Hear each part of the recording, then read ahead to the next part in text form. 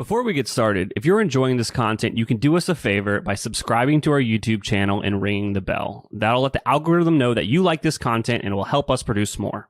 What makes businesses successful is far more about how you operate your business, what you prioritize, and how you project manage your team and your time. Welcome to Honest E-Commerce, a podcast dedicated to cutting through the BS and finding actionable advice for online store owners. I'm your host, Chase Clymer, and I believe running a direct-to-consumer brand does not have to be complicated or a guessing game. On this podcast, we interview founders and experts who are putting in the work and creating real results. I also share my own insights from running our top Shopify consultancy, Electric Eye. We cut the fluff in favor of facts to help you grow your e-commerce business. Let's get on with the show. Hey, everybody. Welcome back to another episode of Honest E-Commerce. Today, I'm welcoming to the show Charles Tichenor IV. He is one of the most regarded Facebook experts out there, Instagram as well. Welcome to the show, Charlie. Thanks for having me, man. This is going to be a lot of fun. I'm super excited. We've been chopping it up on the internet. I can't wait to put this on camera and help some people be more successful, reduce that stress, increase that income. Why not work less and be more successful? That's generally what people need to be doing. Absolutely. So, first and foremost, I don't think that you woke up one day and said, I want to be a Facebook marketer. So how'd you end up here? I mean, I've lived a couple of lives. I will say that I ended up getting a job at my first agency in Los Angeles because I had to move to LA because the Hulk Hogan sex tape ruined my radio career on Sirius XM because Hulk Hogan and Howard Stern were the funders of the radio station. And when, you have sex with the boss's wife and he films it and then you sue him, it's a bit of a mess. That all being said, I got a job at the first agency in LA and I basically automated all my work, did the work of like the entire department. Within 3 months, I got let go because last hired, first fired. Bought some of the accounts that they had with me, started another agency, ended up on AMC's show, The Pitch, which was like the reality show that occurred after Mad Men. It was on for 2 seasons. They put me on the last episode of season 2, immediately canceled the show. Well, they realized their mistake as soon as I got on the air. But we won the business of 100 Flowers. And then that was about 90 days after we started that agency. And then again, got let go basically, on that one because my VC was also my attorney and, he signed the paperwork and he set up paperwork in a certain way that you just take it from me and started another thing. And I had my biggest client fire me in 2013 because he put $100 into Facebook ads. And he's like, I got more out of this $100 than I paid you $2,000 a month for. Now we're still friends, but he's just like, I just don't need to work with you anymore. So licked my wounds, and the next day put my credit card into Facebook and started promoting my band. And within 3 months, I was running paid media for Jamba Juice and Viking River Cruises and stuff at their AOR. And within 3 months, 6 months of that, I was doing stuff for was running all the paid media for Robert Rodriguez movies and Jay and Silent Bob and some anti-smoking stuff for his agency that was on Vine. And the old like video social media network, but they had a paid media arm.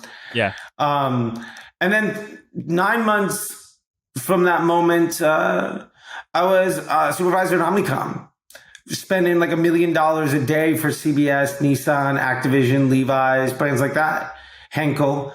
And the beautiful part about that was I got the Facebook side of the business. And they were basically starting that division. And there was one Facebook rep for everybody west of the Mississippi River, which sounds like it's unbelievable. There's only one person for it. Although you have to remember that at the time, that basically meant that there was 20 people advertising at the agency level at that time. Like big people. There was less than 100 folks. And so I just got to basically be there from the beginning of how Facebook worked. We were talking dollar CPMs, before interest groups existed, before the Pixel existed.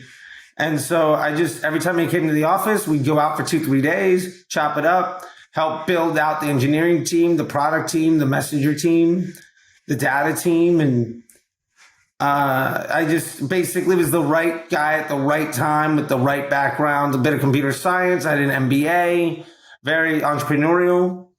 And it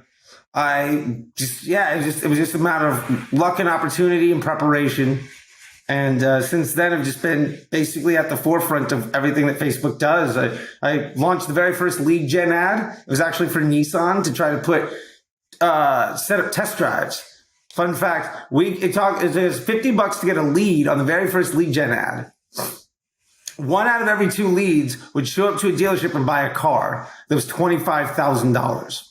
So if you're doing the math at home, that's a 250x ROAS on an alpha on a lead gen ad. Now, ROAS is complete nonsense, but like that was fun, right? I also did the first DPA ads with Macy's, where we had to pay this like Australian agency 50 grand to set up a Excel spreadsheet of every single line item for every single variant of every single product that they had on their store.